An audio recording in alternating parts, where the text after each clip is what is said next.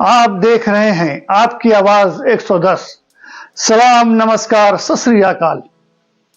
लगातार कई दिनों से करीब 81-82 दिनों से इजराइल और हमास के दरमियान जंग जारी है और वहां जेनोसाइड नरसंहार हो रहा है।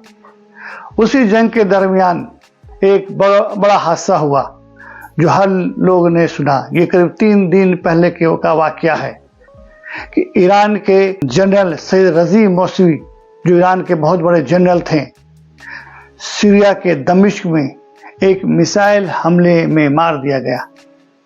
वह ईरान के इस्लामिक रिवॉल्यूशन गार्ड्स IRGC के सीनियर कमांडर थे। जब वो अपने घर में मौजूद थे, करीब 3-3:15 बजे इजराइल के मिसाइल हमले में मारे गए। ये हमला इतना ज़बरदस्त था कि उनकी लाशें घर से उछलकर बगान में आ गई। आपने ये सुना, मैंने आपको ये बताया। देखिए, आज का वाकया नहीं है, ये 3 दिन पुराना वाकया। मैं इसलिए बता रहा हूं, एक हिंदुस्तान के बहुत नामी, ग्रामी और नंबर 1 चैनल कहने वाले ने कहा, उसके यहाँ उस टीवी में एक विद्वान बैठे थे, अपने आप को विद्वान कहते हैं।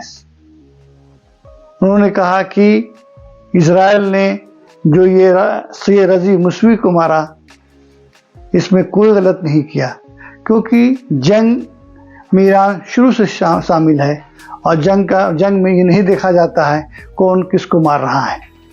इजराइल ने मारा सैयद रजी मौसवी को। मैं ताजुब हो गया और मुझे लगा कि नहीं, मुझे इसमें कुछ बोलना चाहिए। मैं उस इंसान का नाम नहीं लेना चाहता हूँ, स्पर्श के तौर पर वो बैठते हैं टीवी में, लेकिन उसके अंदर इतना भी ख्याल नहीं है कि किसी कंट्री के जनरल के मारे जाने पर शोक व्यक्त किया जाए, बल्कि कहा कि इजराइल ने जो कार्रवाई की है वो उचित कार्रवाई की है।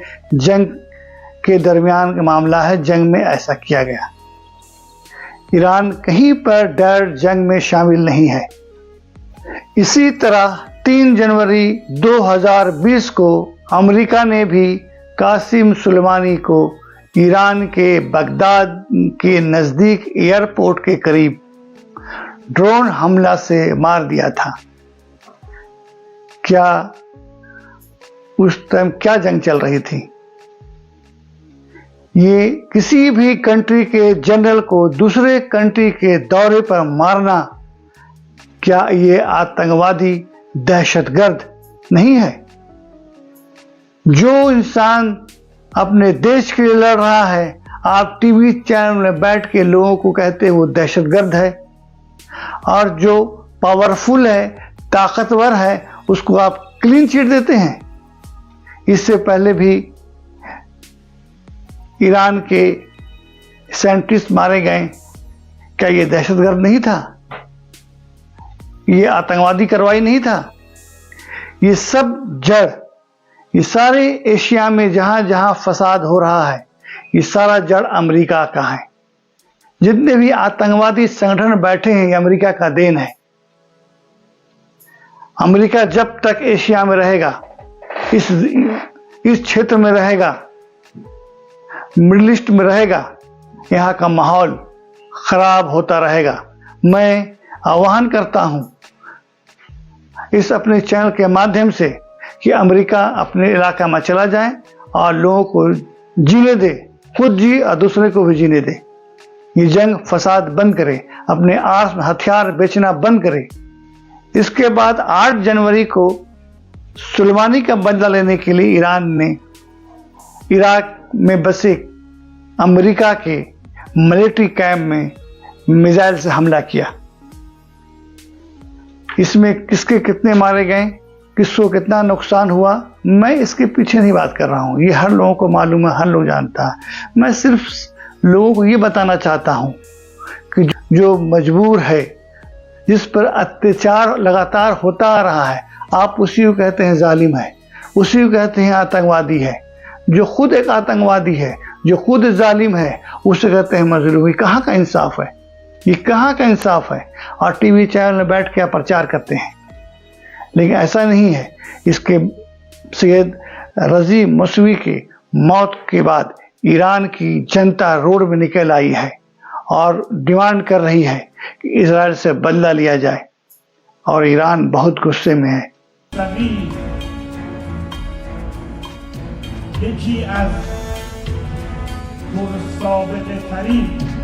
इसका उन्होंने फौरन कार्रवाई शुरू कर दिया। जो 4 मोसाद के गिरफ्तार थे उनको फौरन फांसी में लटका दिया। और दूसरा, अपने पूरे आर्म्स एंटी मिसाइल सब हिजबुल्लाह को लगातार भेजते जा रहा है और अपने कंट्री को रेड अलर्ट में कर दिया है। जैसा मुझे लगता है कि हिजबुल्लाह ईरानी सपोर्टर है। ईरान के द्वारा खड़ा किया गया एक हिजबुल्लाह की फौज ईरान के सपोर्ट में खड़ी है, उसी का एक हिस्सा है। उसी के जरिए से हो सकता है इजराइल से बदला ले।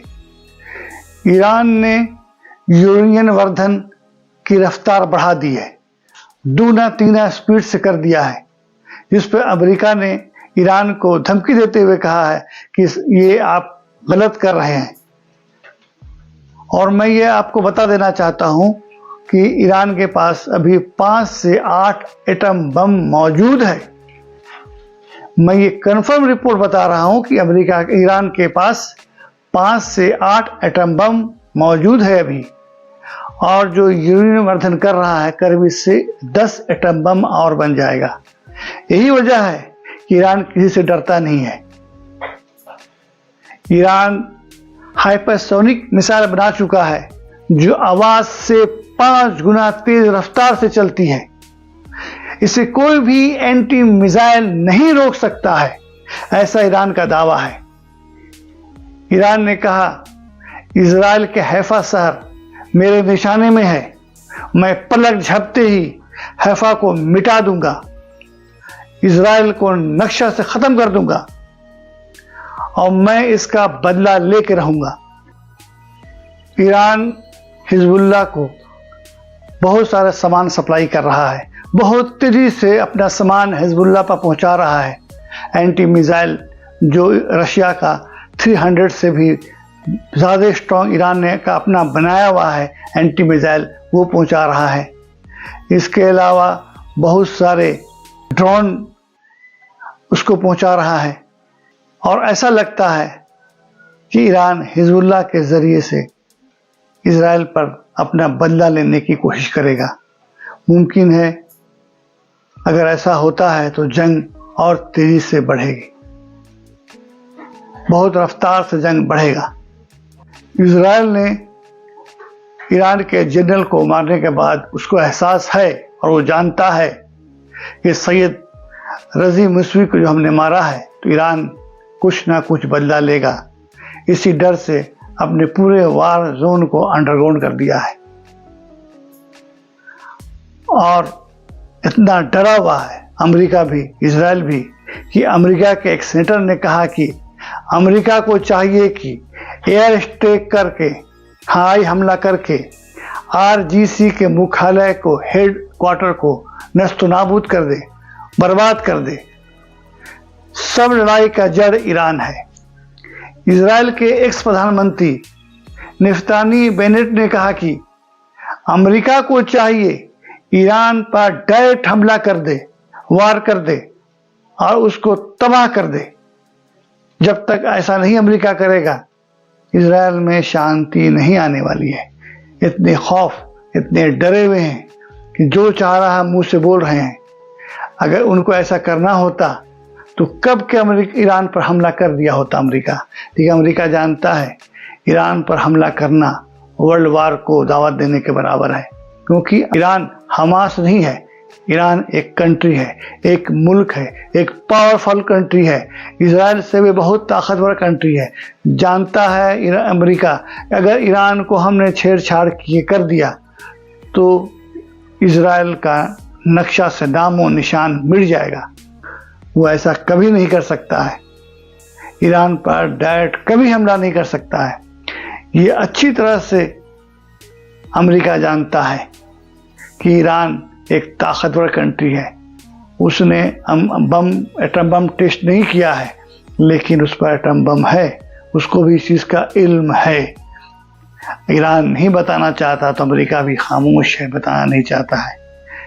जिस कंट्री पर इतने पाबंदी, इतने प्रतिबंध लगाए कि ये मेरे घुटनों के बल आ जाएगा, मेरे सामने हाथ जोड़ेगा, गिड़गिड़ाएगा, लेकिन ऐसा नहीं हुआ।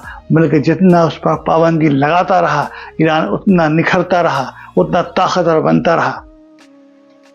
अब देखना ये है कि अब ईरान कैसे, किस तरह से बदला लेगा। ये हिज़्बुल्लाह के थ्रू बदला लेता है, कैसे लेता है ये देखना है। लेकिन मैं तो चाहता हूँ कि शांति बना रहे, हर लोग एक दूसरे से मेल मोहब्बत के साथ रहें। आपकी आवाज़ 110 चैनल देखते रहिए, और ये न्यूज़ आपको अच्छा लग रहा है तो शेयर करना कभी ना भूलें और सब्सक्राइब करें। जय हिंद, जय हिंदुस्तान।